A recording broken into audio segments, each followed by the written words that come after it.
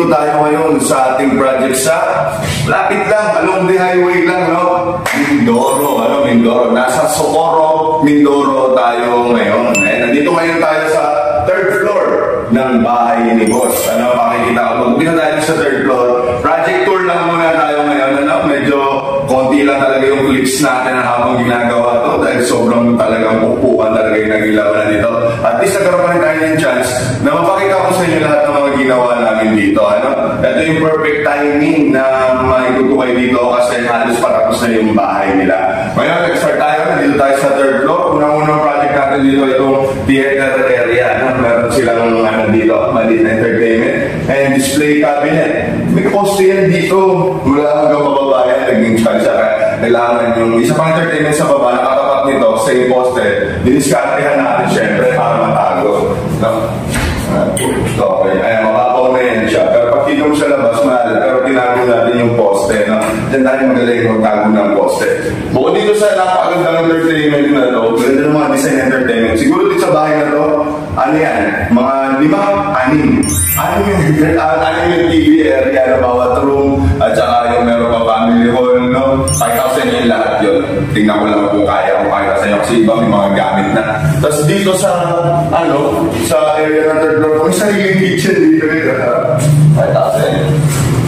Ayan. Meron tayong sariling kitchen dito. Ito, may ref, may lutuan, may range hood, may lababo, talaga may bintana rin, may floating shelves, may mga drawers, kompleto rin dito.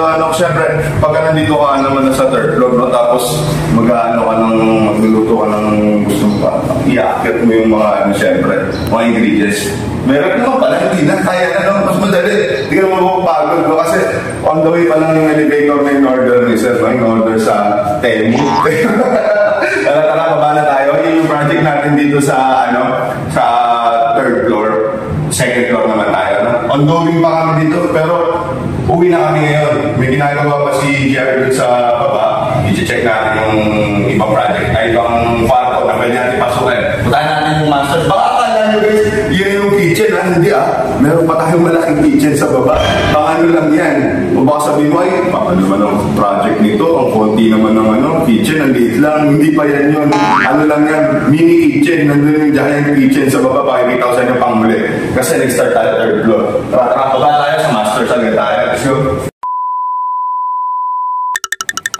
Tapos na ngayon, nandito naman tayo sa second floor. Dito sa second floor, meron ditong open below yan dito Pero may area pa dito na parang gathering area. Meron syempre ulit tayo console dito at adding another entertainment. So dalawa na yung entertainment natin. Lang to, simple lang pero medyo may kurba-kurba syempre yung mga gilid natin. Nanguuso yung mga ganyan, para hindi maano yung mga natin, mga bagets natin. Pero birang-bira lang yung mga ganyan design na. Tara, dito na tayo sa masters.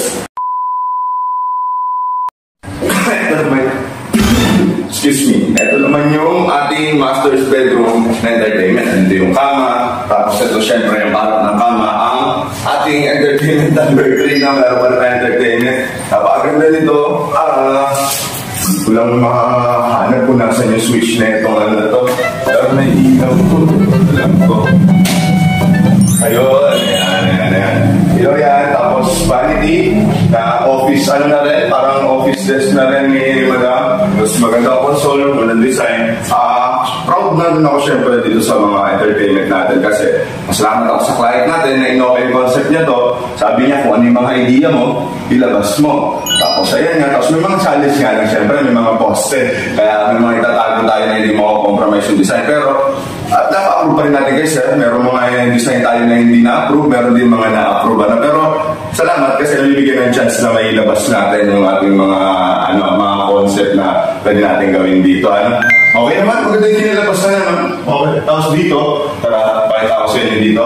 Ito, fluted panel. Tapos meron dito, hindi pinagsasabi na secret door. Right? Ganda ng pagkakasa ng secret door dito. Kasi, naka-ready talaga siya pang secret door. Wala yung may hamba dito. Kaya diretso talaga yung floor to ceiling yung Basta pakikita ko sa inyo yung walking closet na kasi laki ng bahay nyo. Ay, bahay namin. dito. Yung ilaw. Hindi pa naano itong ilaw. Okay na siguro lighting natin, no? Okay naman lighting natin. Liwanag naman. Okay, ito yung vanity ni Madam. Nakakatalang pamalakasan. Yung mga drawers yan. Tapos dito meron lagay ng dito mo. May parang lagay ng mga makeup. Tapos ayan, puro closet. Ito, yan. Grabe. Sliding na what's ito? Ayan, ang puro may ilaw. Talaga naman. Ganda itong walk-in closet. Ang material sa ginamit natin dito, linen, para siyang tela. Kasi yan, ang mga drawers dyan.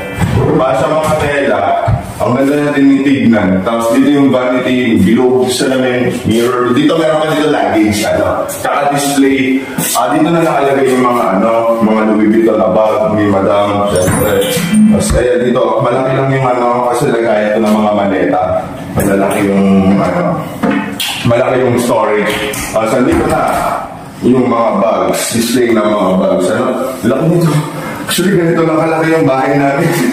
Okay, so lang nila. Tapos dito, may toilet. Yun.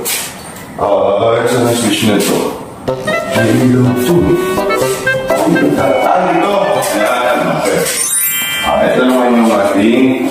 Ayan, ang ganda nito mga salamin, moderna. Ayan, ito talagang to niya. Ayan, ito, kasana natin ito. Tapos ayan, ito, cabinet. Okay, ganda, laki ng toilet nito. Dito kalaki yung kwarto ko. Okay, let's go. Laki na itong bahay na to. Tara, dito sa second floor, may dalawa pang room. Ay, ako sa'yo.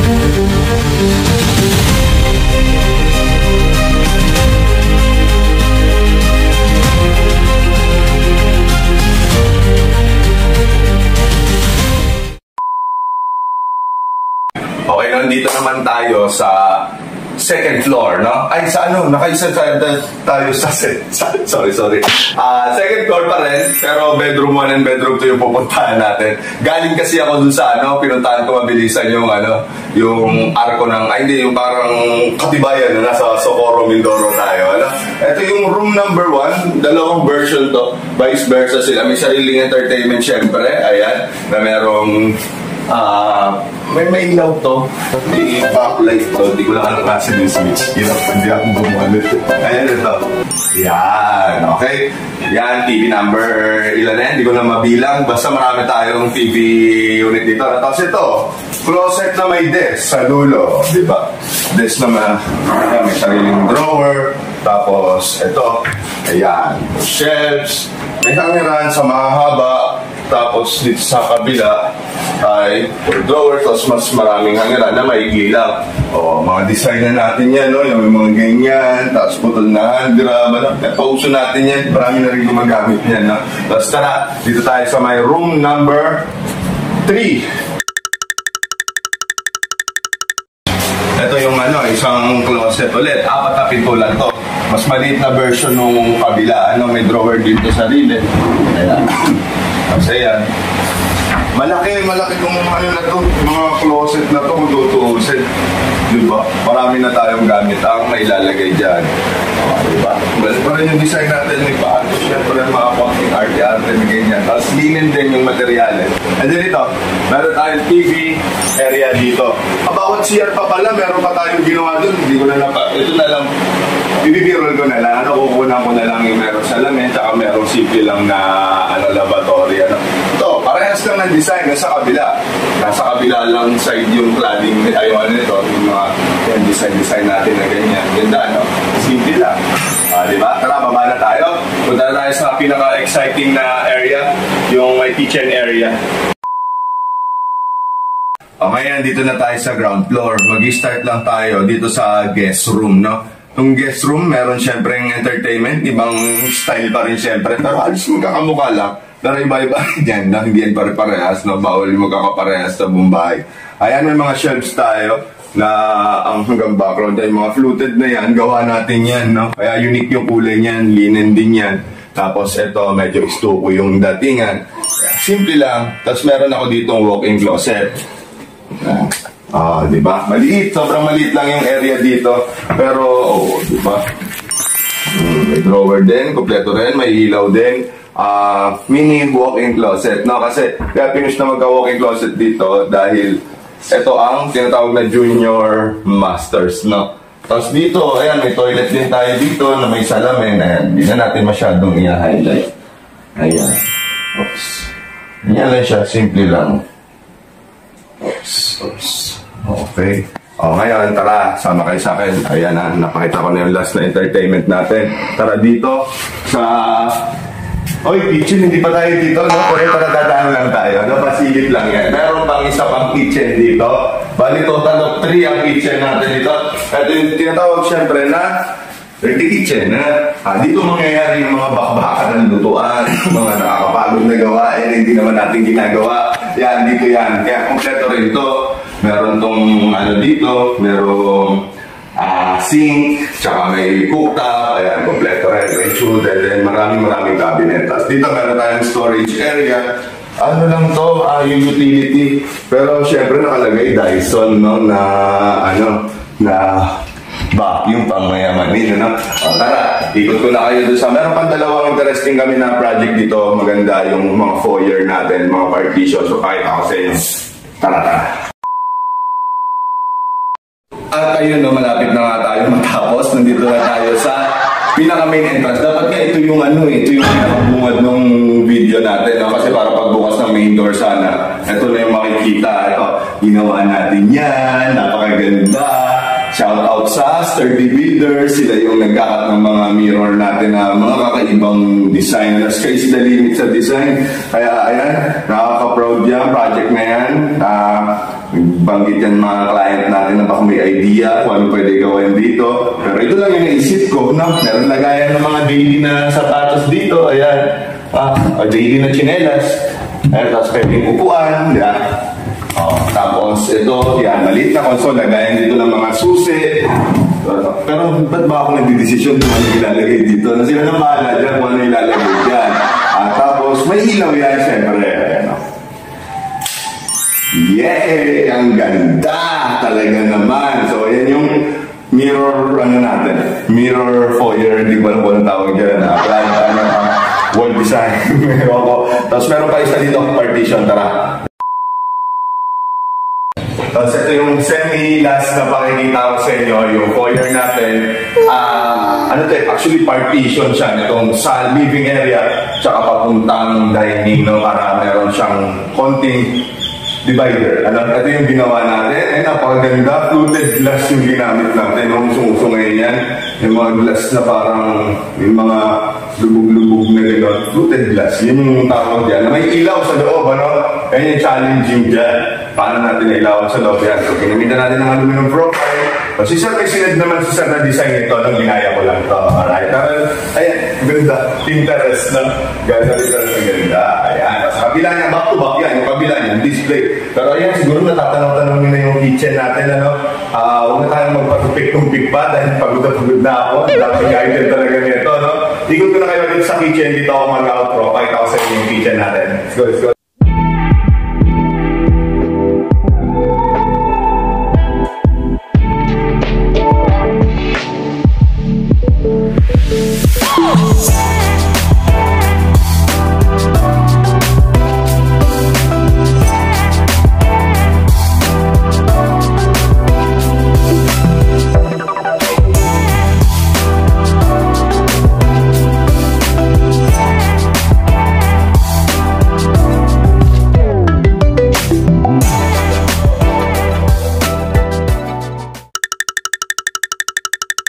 tayo sa kitchen. Napakaganda kitchen natin, ano?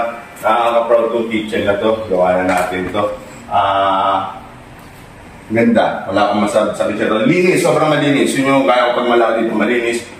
Kulay na ginamit natin pa rin ay glossy white. Tapos quartz countertop. Tapos itong, ito yan, meron tayong front panel dyan na laminated yan, ano. Tapos nandito, plenty accessories. Tapos yun doon, lagayan ng display. Ganda yun doon. Lagayan ng display, alright? Ganyan, pantry dapat yan. Eh, sabi nila, sir, wala naman daw sila masyadong mahilig mag-stock ng mga chichirya. Kaya, ginawa na ng display. So, larger unit na umiilaw. Siyempre, palagi natin yan. Common natin yan. Ang ganda. Dito, merong, wala. Meron magic corner. Pag mga ganitong high-end na project, no, siyempre, kinukompleto natin yung mga accessories. May dishwasher. Tapos ayan, naka-Kangen water, sinet up na rin namin yan, nakaayos na yan, ay mga range hood, tsaka ito, dalawang display. Ganun lang kasimple, no? Pero nakita nyo naman, di ko na isa-isahin yung details ng cabinet, no? Upper cabinet, may ilaw pa yan na ganyan, ilaw na naman dyan, sobrang dami na ilaw niya. Pero yan yung nagpapaganda talaga sa mga project natin, ang mga ilaw na yan. At ayun, dito na matatapos ang ating video, dito na ako mag-outro, pupunas na ako ng pawis, pero wala lang cut yan, diretso yan. Sa mga taga dito, sa Mindoro, nananawagan ako sa inyo na tumatawid po kami dito, via Roro. Meron kami sariling trucks. At ito po yung isang katibayan na kaya namin tumapos ng project kahit malayo po. Ano? Talagang hindi po yan sa ano. Favorite talaga namin mga project, yung malalayo. Kasi sa Manila, madami na kami masyado. Dito, konti pa lang yung gumagawa. Kaya mas prefer namin na dito lang gumawa na sa mga malalayong lugar. Para naman, makiter pa rin natin yung mga iba na gusto talaga magpa-macho woodworks, no? Kasi baka iniisip nila, malayo. Hindi, yan yung mga gusto namin. Mas malayo kasi nahanap kami ng mga adventure, bata pa kami. We were collecting memories, no? Yung experience yan, malaking bagay sa amin yan, makapunta sa ibang lugar. Kaya kahit nasan man kayong dako ng Pilipinas, tumawag lang po kayo sa Macho Woodworks, nandiyan po sa description yung mga links na pwede nyo pong kontakin, tsaka mga numbers. Ilagay po dyan lahat. Huwag nyo kalimutan i-share at i-like tong video na to para marami pa tayong mga susunod na video. Ang next na ilalabas natin na video ay talagang napakagaganda rin. Ano? Antayin nyo yun sa, namin, sa project namin sa Bulacan. Yung project pa namin sa review. Basta sobrang dami na yung project. Thank you, Lord. Maraming salamat po sa mga project namin. At tuloy-tuloy ang gawa ng Macho Woodworks. Maraming salamat din sa inyo. Walang parang support na sa amin. Hanggang dito sa dulo, pinanood niyo yung video, no? So, ayun lang. See you guys next time. Uuwi na kami. Tatawid pa kami ng barko para mapagpahinga na rin kami. Maraming salamat sa panonood nyo. See you guys next time. Maraming salamat. Paalam.